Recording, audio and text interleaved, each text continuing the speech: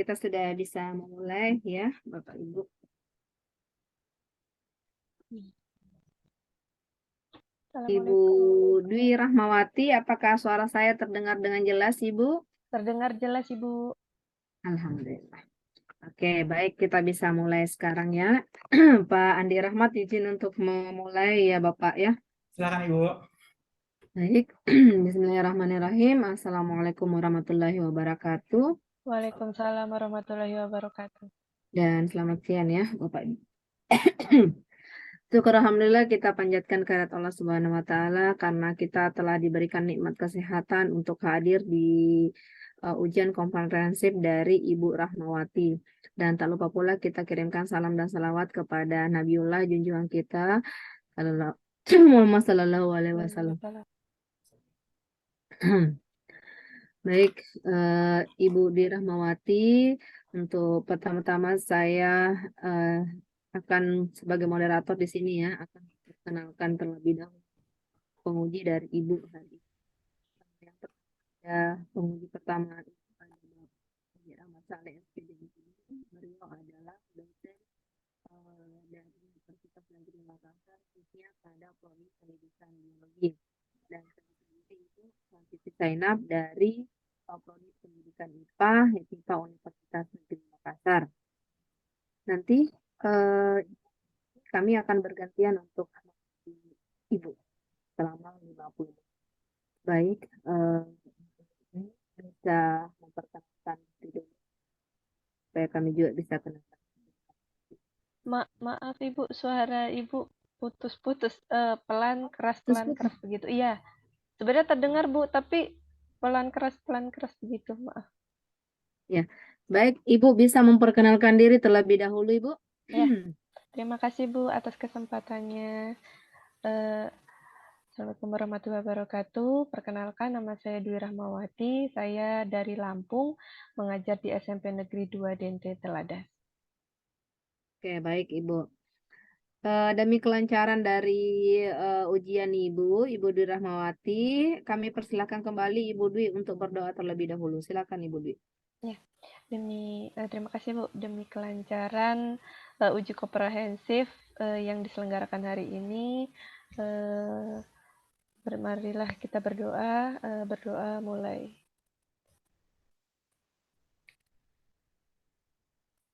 Doa selesai, bismillahirrahmanirrahim.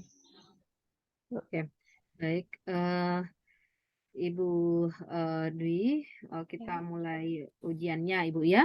Ya, Bu. Mohon izin Pak Andi Rahmat Saleh, saya bertanya terlebih dahulu kepada Ibu Dwi. Oke, Ibu Dwi, suara saya masih terdengar jelas, Bu? Terdengar, Bu, terdengar jelas. Oke, nanti disampaikan aja Bu ya, kalau memang tidak jelas, Iya, nanti Bu. saya ulang kembali.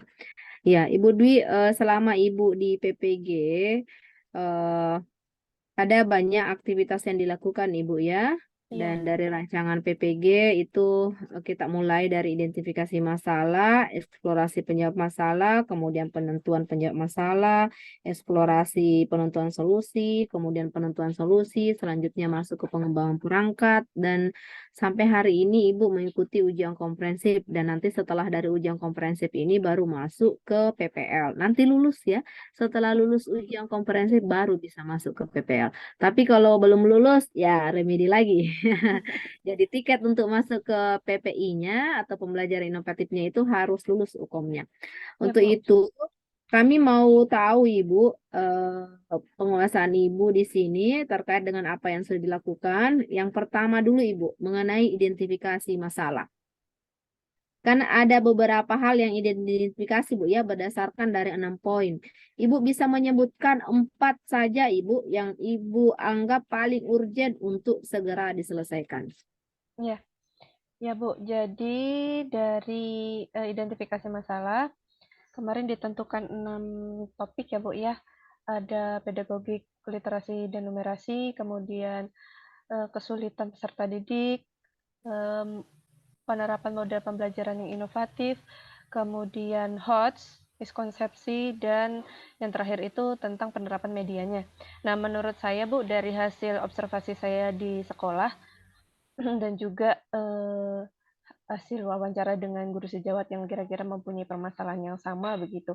Nah, yang saya angkat masalah yang menurut saya paling urgent itu peserta didik kesulitan dalam penguasaan konsep IPA, kemudian literasi sains pada peserta didik masih rendah, rendahnya kemampuan peserta didik berpikir tingkat tinggi, dan kurang termotivasinya peserta didik dengan media pembelajaran yang diterapkan oleh guru. Oke, gitu. Dari keempat masalah tersebut, bagaimana cara Ibu mengidentifikasi masalah tersebut? Ya, yang saya lakukan itu dengan melakukan observasi, Bu, di dalam pembelajarannya begitu. Dari hasil belajar mereka, kemudian pengamatan tingkah laku mereka begitu. Itu saja yang dilakukan? Iya, Bu. Oke. Kajian literatur ada Oh dilakukan? iya, Sudah dilakukan? ya kajian literatur juga, Bu. Baik. Ibu Dwi, nah dari 4 masalah tadi bisa disampaikan dulu apa akar penyebab masalahnya? Akar penyebab. Aksi yang pertama itu peserta didik kesulitan dalam penguasaan konsep. Akar penyebabnya karena media pembelajarannya belum mampu mendukung penguasaan konsep, Bu. Kemudian yang kedua, literasi sains peserta didik masih rendah. Akar masalahnya karena model pembelajarannya belum mendukung literasi sains tersebut. Yang ketiga, rendahnya kemampuan peserta didik dalam berpikir tingkat tinggi. Akar masalahnya karena model pembelajarannya belum mendukung kemampuan HOTS itu. Yang kemudian yang terakhir, kurang termotivasinya peserta didik pada media pembelajarannya digunakan guru. Akar masalahnya karena media pembelajarannya masih konvensional. Begitu. Oke. Baik, Ibu. Kita lihat dulu yang untuk masalah literasi sains. Bagaimana cara Ibu mengidentifikasi bahwa literasi sains siswa ini rendah gitu? Ya, Itu cara identifikasi awalnya, Bu ya. Seperti apa, Ibu? Apa yang nampak ataukah ciri apa yang diobservasi di sini ataukah data apa yang Ibu peroleh sehingga Ibu bisa mengambil kesimpulan bahwa literasi sains siswa itu rendah? ya, terima kasih, Bu. Literasi sains itu kan tidak hanya sekedar membaca ya, Bu. Literasi sains itu setahu saya dia ada beberapa prosesnya seperti mengamati, kemudian memecahkan masalah, menyimpulkan, mengkaitkan antara konsep satu dengan konsep yang lain begitu. Dan selama pembelajaran saya itu mereka ketika diminta untuk menyimpulkan itu mereka eh, belum bisa begitu, Bu. Jadi ketika saya tanya apa kesimpulan pembelajaran kita hari ini, mereka bingung untuk menyusun kata-katanya karena memang bukan belum kurang terbiasa begitu dia dalam pembelajaran yang inovatif begitu. Kemudian dalam pemecahan masalahnya juga mereka kurang. Kemudian kemampuan mereka untuk mengeksplorasi informasi dari berbagai sumber itu juga kurang, Bu. Mereka rata-rata hanya informasinya itu dari guru saja, begitu. Oke.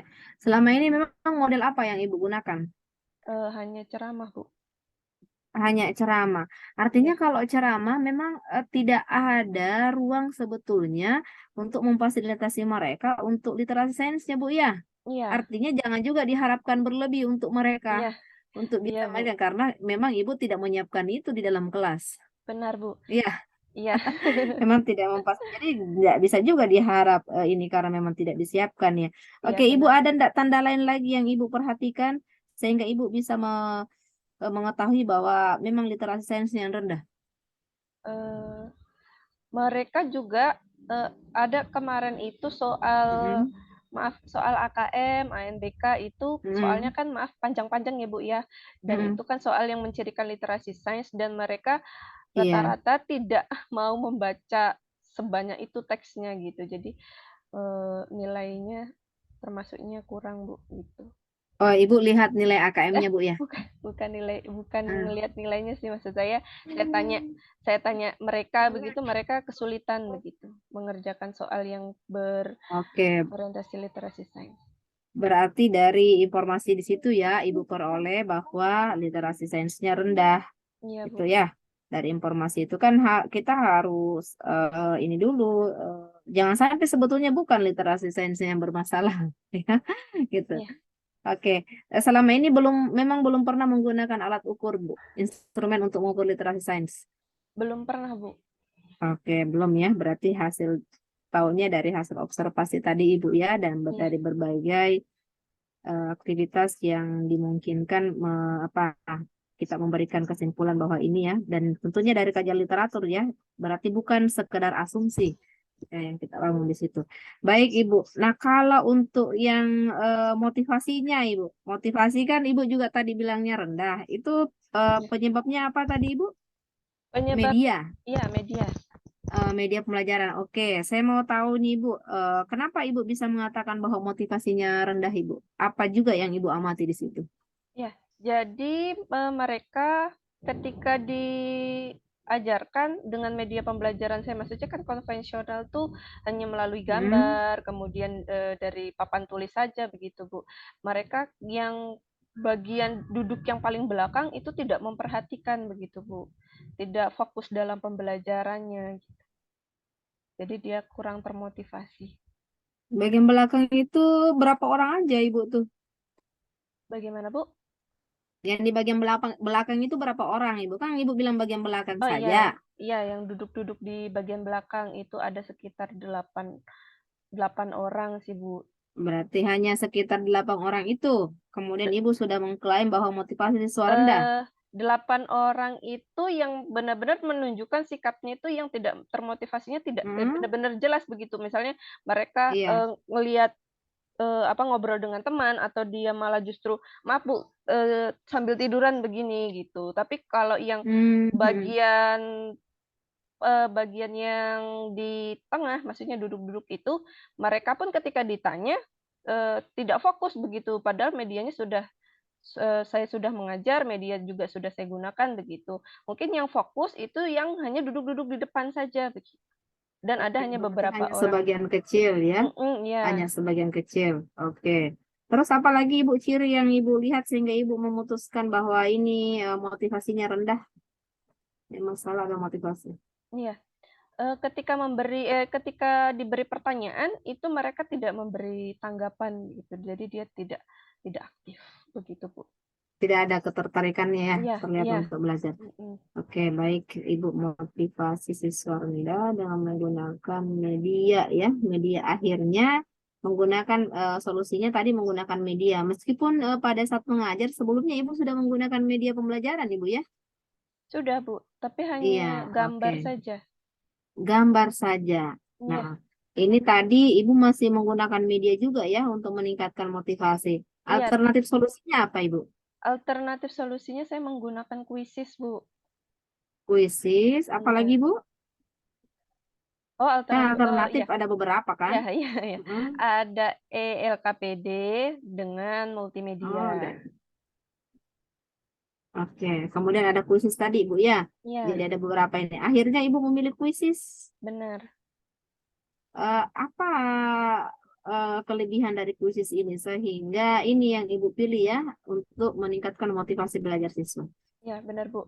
Jadi kemarin itu alternatifnya itu ada ELKPD. Kemudian kalau menurut saya tidak menggunakan ELKPD karena di tempat saya ini kan tidak ada eh, apa namanya komputer apa laboratorium komputer, Bu. Jadi saya rasa kalau misalnya ELKPD itu agak sulit juga begitu. Sedangkan eh, laptop di sekolah itu juga kurang, Bu. Kayak kemarin ANBK itu untuk melaksanakannya kita harus pinjam laptop dari sekolah lain begitu. Kemudian kalau multimedia itu sama kendalanya itu di laptopnya juga. Kemudian saya menggunakan Quizzes karena kelebihannya dia real time. Di saat itu dia mengerjakan soal, jadi tidak bisa dilewatkan. Kalau Google Form itu kan bisa dilewatkan, Bu. Misalnya soal nomor 1 tidak bisa mereka lewat ke soal nomor 2. Sedangkan kalau kuisis itu kan tidak, dan dia menggunakan medianya handphone yang mereka memang sudah punya, begitu. Jadi, sarananya pun ada, begitu. Selain itu juga, dia kalau kuisis itu hasilnya langsung terlihat, jadi mereka termotivasi untuk berkompetisi dengan teman-temannya karena hasilnya ada. Karena saya juga mengalami dulu menggunakan kuisis saat Oke. Kuisis ini kan untuk memberikan penilaian aja, Bu ya. Ini iya, Ibu menggunakan model apa, Ibu, di sini? menggunakan model kemarin itu maaf ya Bu ya, saya kemarin nanya sama Bu Yus, apakah modelnya boleh berbeda begitu. Katanya boleh, yang penting medianya tetap sama di antara pertemuan satu dengan pertemuan dua. Jadi pertemuan satu itu saya menggunakan discovery, pertemuan kedua menggunakan problem base, Bu. Iya. Untuk yang di pertemuan pertama, kamu menggunakan discovery. Ini Iya, bagaimana, Ibu? Cara Ibu kan media ini solusinya ya. Cara iya. Ibu menerapkan media ini. Itu digunakan untuk pretest dan posttest, Bu. Pretest dan post-test. Nah, Eh, jadi di tahapan mana, Ibu ini? Berarti masih di pendahuluan, Ibu ya? iya, iya, Bu. Oke, pada saat masuk di kegiatan inti ada nggak, Bu, tuh menggunakan kuisisnya? Ya, ke kuisis itu selain sebagai penilaian, itu juga dalam bentuk PPT juga, Bu. Kita bisa membuat Hmm. PPT juga gitu. Jadi Itu Ibu menerapkan itu begitu? iya, Oke. Ya, di BPT-nya di mana Ibu digunakan kuisisnya ini? PPT? di penyajiannya maaf, penyajian materinya, Bu. Berarti sudah sejak awal ya di tahapan Iya. pendahuluan. Kan enggak ada ya penyajian materi di sini. Di kegiatan pendahuluan, misalnya untuk menunjukkan apa tujuan pembelajarannya, KD-nya, ya. Iya, iya, iya. Kemudian masuk di kegiatan inti karena milih Discover Learning berarti di kegiatan stimulation. Oke, di kegiatan stimulation bagaimana Ibu menampilkan atau menggunakan kuisisnya di situ? Dengan menampilkan gambarnya, Bu. Gambar, video begitu. Materi Kemarin apa Ibu di ya, sini, Ibu? materinya kemarin itu frekuensi pengaruh frekuensi denyut jantung, Bu. Jadi di gambarnya di PPT-nya saya menampilkan gerakan seperti apa tangan begini begitu untuk merasakan denyut Loh, jantungnya. memangnya saya kira lebih tepatnya itu kalau langsung dihitung ya, langsung dilakukan sendiri, Bu ya. Untuk ini aja, Bu, stimulasinya aja. Oke, coba coba bisa enggak ditampilkan Ibu sekarang? Apanya, Bu? Bisa ditampilkan kuisisnya sekarang Ibu di tahapan stimulationnya. Kuisisnya. Kalau di kuisisnya itu PPT-nya belum sih, Bu, tapi ke PowerPoint-nya sudah ada Ya. rancangannya begitu. Di Jadi PPT-nya ada. nanti buat PowerPoint, PowerPoint itu nanti diinsert lagi ke kuisisnya, begitu? Iya, iya. Ataukah di dalam kuisis kita membuat PPT? Dipindah. Dipindah. Coba lihat dulu Bu PPT-nya Bu. Maaf ya, Bu ya. Saya share. Oh, belum dibuat. Belum Bu. Belum dibuat, belum dibuka. Maaf.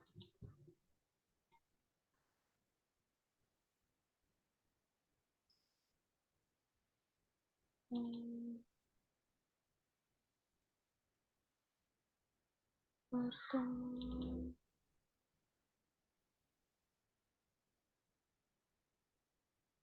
Maaf, Bu.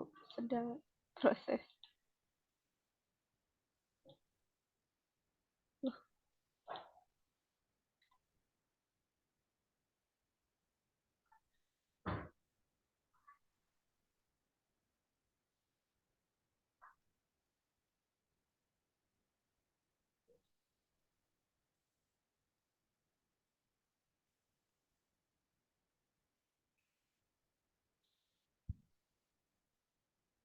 apa sudah terlihat, Bu? Belum Ibu.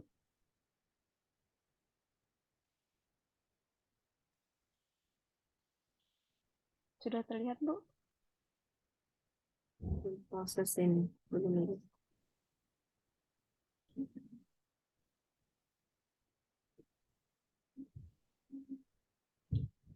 Oke. Jadi PPT inilah nanti yang dimasukkan ke dalam kuisisnya Bu ya. Iya, iya, Bu. Sebenarnya PPT-nya Oke. juga hanya sebagai ini aja sih, Bu, stimulusnya begitu. Ya, penyampaian tujuan selanjutnya. Nah, ini Bu ya.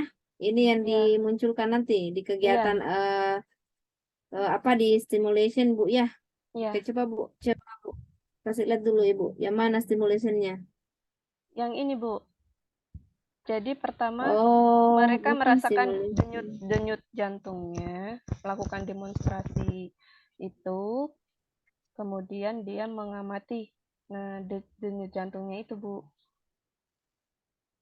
Berarti ini sudah kegiatan aktivitasnya Bu ya. Berarti Iya, kalau iya. di stimulationnya kan yang mana Bu ini yang stimulationnya? Di sini Kan ada satu lagi video Bu. Di ya sini, kita kan berikan dulu stimulasi. Video yang ya, ini? ini untuk tahapan stimulasinya Ibu. Jadi ada Mm-mm. peserta lomba lari yang meninggal begitu. Nanti videonya bisa diklik linknya nanti ke YouTube begitu. Tapi bisa juga Bu ditampilkan videonya di situ langsung. Nah, ini Kalau di kursisnya bisa ya. iya iya bisa. Nah, di sini kan peserta lomba lari meninggal dunia begitu. Jadi nanti akan ada pertanyaan-pertanyaan peserta, kenapa kok Seperti apa Bu? peserta Mm-mm. kenapa peserta lomba lari tersebut meninggal? Apakah karena dia lari Mm-mm. begitu? Karena kan Mm-mm. nanti di situ keterangannya meninggalnya itu ada karena apa Bu namanya? Serangan jantung begitu. Tuh. Jadi nanti mereka mengaitkannya dengan apakah karena kegiatannya maka dia terkena serangan jantung begitu. Oke, selanjutnya di kegiatan ini lagi eh, apa ya? Yang selanjutnya apa ini? Ini yang di slide 4. Slide 4 ya? Atau di slide berapa selanjutnya? Hmm? Harusnya kan videonya dulu yang muncul tadi itu ya Bu ya. Kalau saya lihat di slide 45 ini kan aktivitasnya mungkin ya Bu ya. Mereka sudah diminta nanti Ya, untuk menghitung denyutnya nadinya ya. ini Sesuai sebenarnya dengan aktivitas. ya Bu, ini Hmm. sebenarnya hanya apersepsi sih Bu, apersepsi saja begitu, apersepsi. Oh, oh, mereka merasakan Hmm. oh ada denyut jantung di tubuh kita begitu. Nah, nanti baru saya Oke, kasih baru. stimulasinya. Baru mereka mengaitkan Mm-mm. denyut jantung dengan aktivitas eh, lari di video ini begitu. Kemudian saya Ya, membimbing mereka. nanti ditampilkan saja Ibu judulnya di sini. Kalau ini adalah bagian untuk apersepsinya nanti. Oh iya, Ya, iya Bu. ini Iya bagian Bu. apersepsi, yang slide 45 apersepsi, kemudian yang keenam ini stimulation. Iya, iya Bu. Slide 6 ke stimulation. Selanjutnya Bu, ke bawah lagi Bu. Ke bawah lebih ke ini sih Bu. Eh, LKPD-nya. LKPD-nya. Ibu, ini yang di sini IPK yang mana Ibu yang mau diselesaikan di sini Ibu untuk meningkatkan motivasi ini? IPK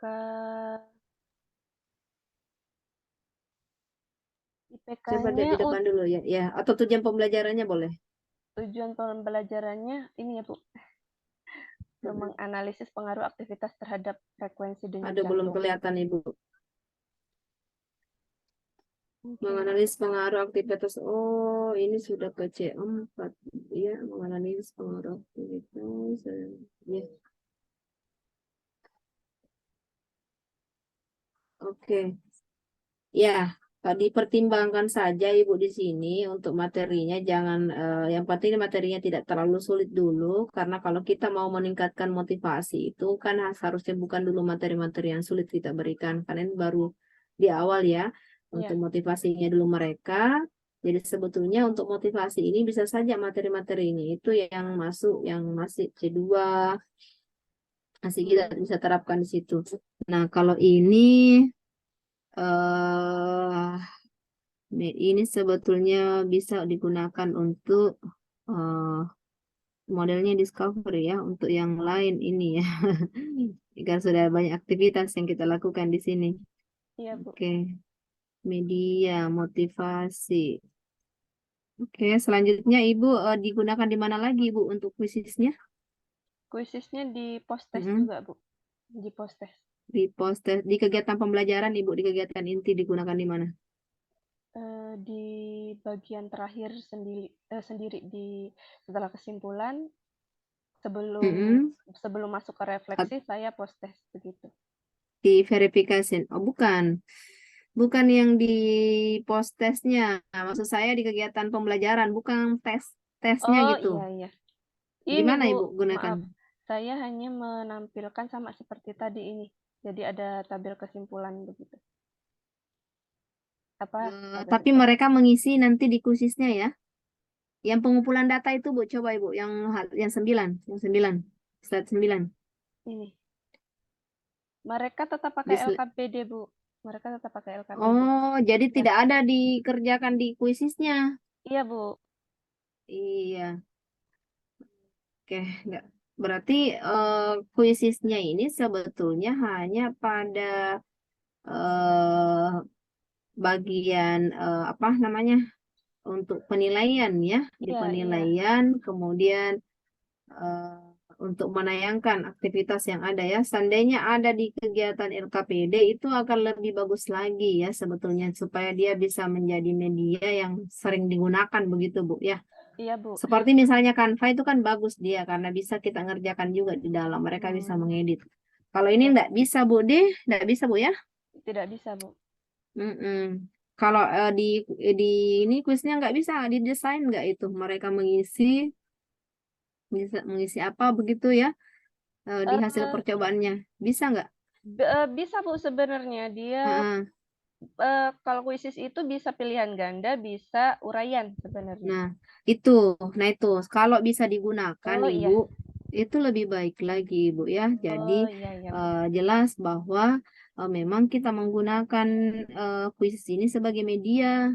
Betul. Dan Iya, Bu. terlihat di beberapa aktivitasnya di apa di beberapa sintaksnya bukan sekedar hanya pada tadi pemberian pretest, kemudian pemberian post test, kemudian penayangan begini saja. Kan sebenarnya ini bisa juga dengan menggunakan PPT biasa, Bu ya, Iya, iya, tanpa Bu. kuisis gitu. Jadi eh oke, itu bisa kalau misalnya bisa juga untuk misalnya bukan sekedar kuis aja, misalnya tadi yang untuk LKPD jawaban-jawabannya mereka mengisi di situ, saya kira itu akan lebih baik lagi. Tetapi memang harus mempertimbangkan sumber daya di sana. Misalnya tadi itu Bu ya, mereka menggunakan HP semua, ternyata kebetulan menggunakan handphone semua Bu ya. Iya, Jadi dipertimbangkan semua itu Bu. Kemudian dari sisi jaringannya mereka, apakah semuanya bisa mengerjakan? Jadi sebelum PPL itu juga semuanya sudah dipertimbangkan Ibu terkait iya, dengan Bu. fasilitasnya mereka. Iya, Bu. Oke, iya bisa di stop share Bu.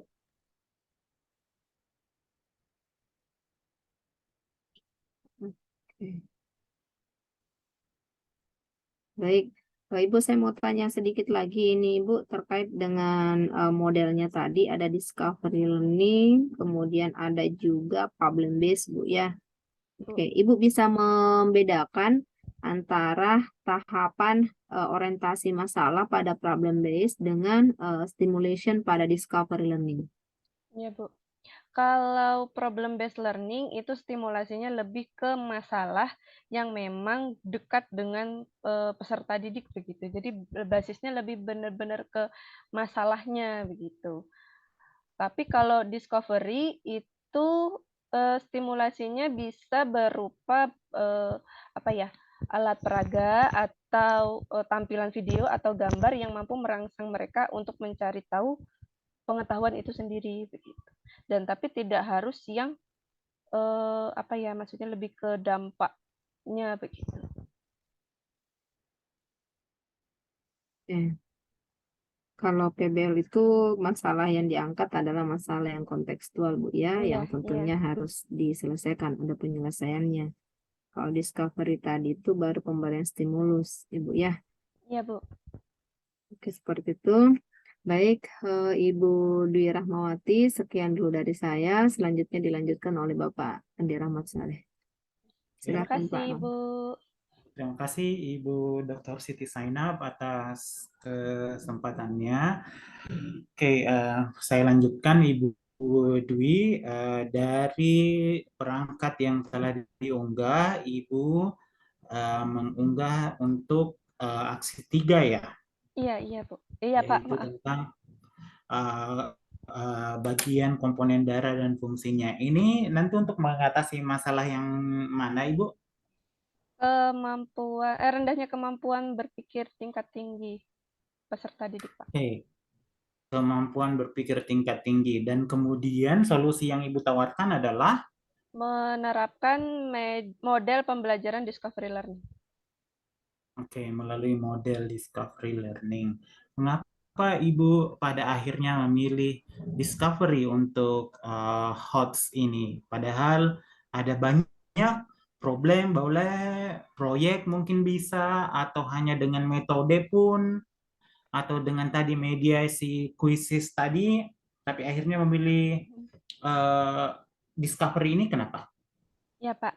Jadi kan ada 4 model pembelajaran inovatif yang saya baca itu dia mampu meningkatkan kemampuan berpikir tingkat tinggi. Nah, kalau problem based learning itu saya gunakan untuk aksi yang kedua mengenai literasi sains. Kemudian kalau inquiry ini saya di sekolah saya keterbatasan alat ya Pak ya, jadi saya rasa percobaannya untuk sulit dilakukan. Kemudian kalau project based learning itu membutuhkan waktu yang cukup lama, panjang, dan mengingat untuk PPL-nya ini terbatas, jadi saya tidak menggunakannya. Begitu.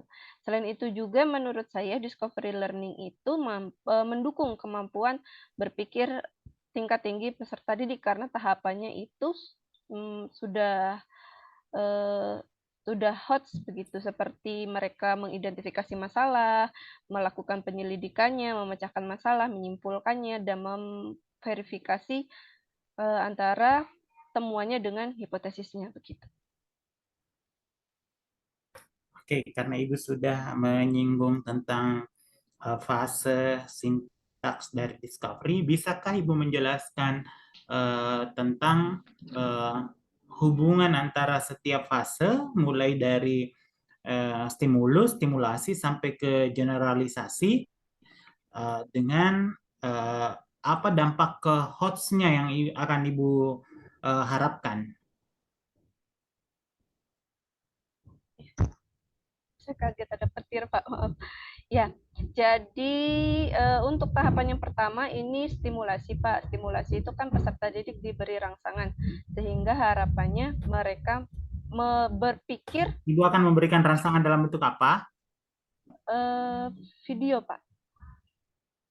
Video. Tentang Videonya kan ini tentang komponen darah, Pak. Jadi saya tunjukkan pertama gambar tangan yang bukan gambar. Gambar anak yang terjatuh. Nah, itu lututnya berdarah.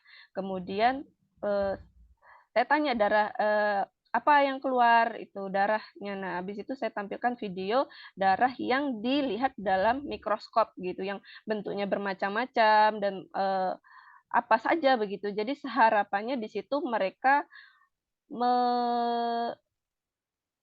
apa namanya bertanya-tanya begitu, komponen darah itu bentuknya macam-macam, itu apa saja ya, bedanya apa ya strukturnya ya, kalau strukturnya berbeda fungsinya apa begitu.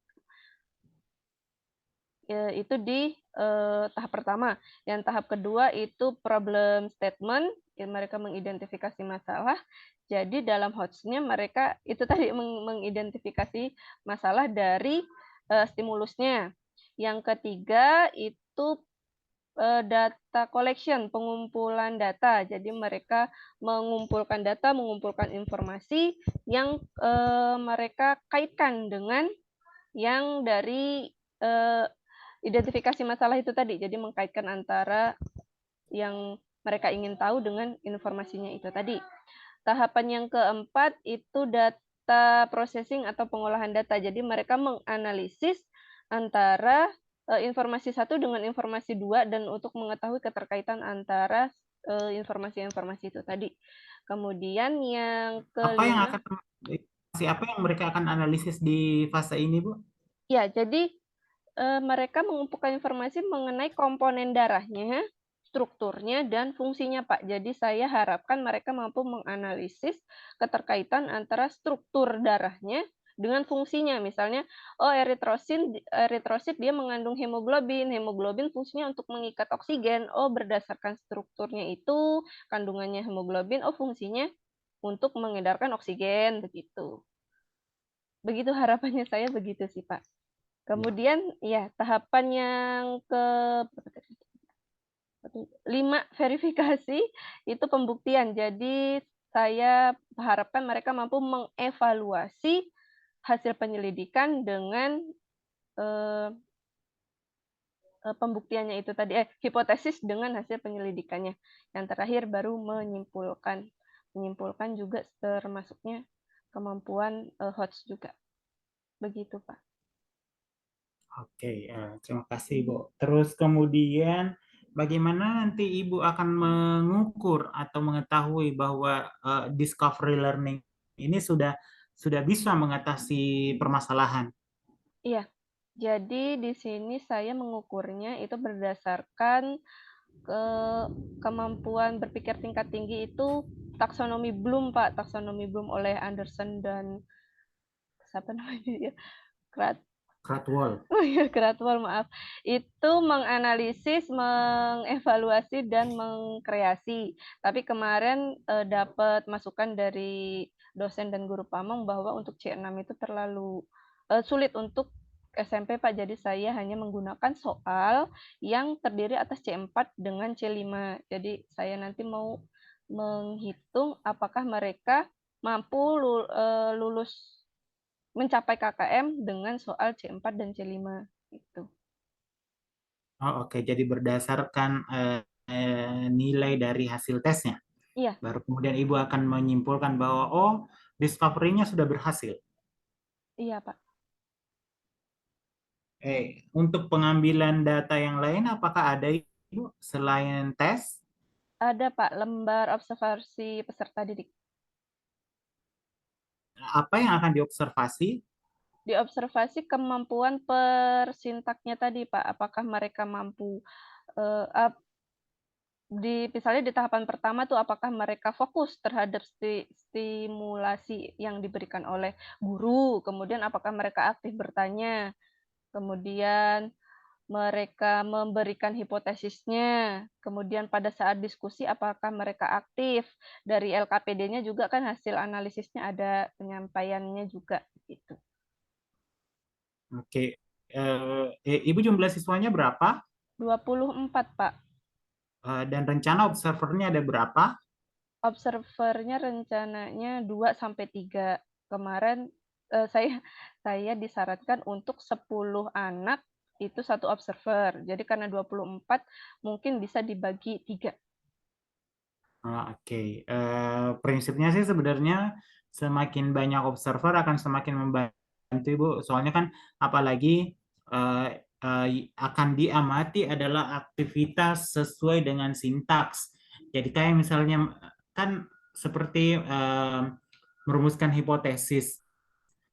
Itu kan waktunya cuman sebentar ya, Iya, Pak. tidak dalam jangka yang lama. Jadi jangan sampai sebenarnya anaknya sudah menampilkan, cuman eh, tidak terlihat, tidak teramati oleh observer karena mengamati ke anak yang lain.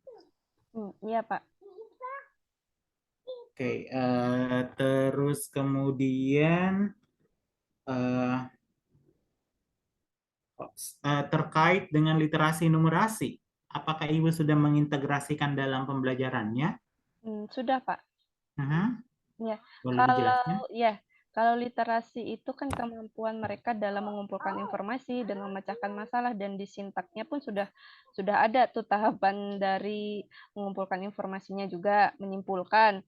Nah, sedangkan untuk numerasinya itu mereka mengolah datanya dalam bentuk tabel, dan di tabelnya pun ada perbandingan mengenai ukuran darah dan jumlah darah, persentase darah di dalam tubuh kita. Tuh. Oke, bagaimana dengan TPEC? Iya Pak, TIPEK Technological Pedagogical Content Knowledge, teknologinya, Knowledge. ya teknologinya saya gunakan kan video Pak, jadi video itu menggunakan laptop, LCD begitu. Kemudian untuk pedagogiknya itu kemampuan guru dalam mengajar, jadi saya menggunakan model pembelajaran discovery learning-nya. Begitu. Kalau content knowledge-nya tentu saja materi yang saya ajarkan. Oke, terkait dengan materi yang diajarkan, Eh, apa saja komponen darah, Ibu? Komponen darah, plasma darah, eritrosit, leukosit, dan trombosit, Pak. Plasma dengan sel darah ya. Iya, iya. Sel darahnya nanti yang terbagi. Iya, Pak. Mana yang lebih besar, Ibu? Plasma atau sel darah? Komposisinya? Plasma darah, Pak. Menurut Ibu, kenapa komposisi plasma darah lebih besar dibandingkan dengan sel darah? Hmm, karena plasma darah itu yang dia kan bentuknya cair tuh Pak, cair, dan dia yang apa ya, di dalam plasma darahnya itu yang membawa sel-selnya begitu. Dan kalau dia dalam bentuk cair kan berarti kan dia mengalirnya akan lebih lancar di dalam pembuluh darahnya begitu. Kalau nanti sel-selnya lebih banyak daripada plasmanya, yang dia bentuknya padatan, maksudnya dalam bentuk sel, maka mengalirnya pun akan lebih sulit begitu. Menurut saya, Pak. Iya, karena jadinya cairannya akan terlalu kental ya, Iya, iya. karena mengandung banyak padatan sel darah. Oke, terus kemudian eh, eh, kalau misalnya ada anak yang bertanya ketika pada saat persepsi memberikan gambar, eh, kalau pertanyaannya kenapa bisa berdarah, Ibu akan jawabnya apa? Karena terbukanya jaringan tubuh. Apa ya namanya? Iya, terbukanya jaringan tubuh sehingga kan pembuluh darahnya itu rusak. Tuh, bisa mungkin dikaitkan dengan bagian-bagian tubuh yang maaf, di bagian sini, di bagian jari itu ketika ditusuk jarum tidak berdarah, itu karena pembuluh darahnya tidak sampai di kita luka begitu. Oh ya, karena pembuluh darahnya rusak ya, Bu. Iya, Jadi makanya darahnya keluar. iya Pak. Eh, Terus kemudian, eh, oke, darahnya keluar. Terus, hmm, hmm, oke, terkait dengan darah yang keluar itu. Kemudian kalau misalnya anak bertanya lagi, eh, kenapa darah yang keluar itu tidak mengalir terus, padahal pembuluh darahnya sudah rusak. Artinya mungkin pembuluh darahnya terpotong kah, pecah kah? Berarti kan kayak selang, selang ketika rusak maka harusnya mengalir terus itu darah keluar dari sana. Tapi kalau dalam kenyataan ketika jatuh bersepeda hanya berdarah sebentar kemudian berhenti. Iya, iya benar. Itu nanti dikaitkannya dengan sifat dari pembuluh darahnya, Pak. Jadi nanti apa tekanan tekanan darahnya tidak kuat begitu. Tekanan darahnya tidak kuat.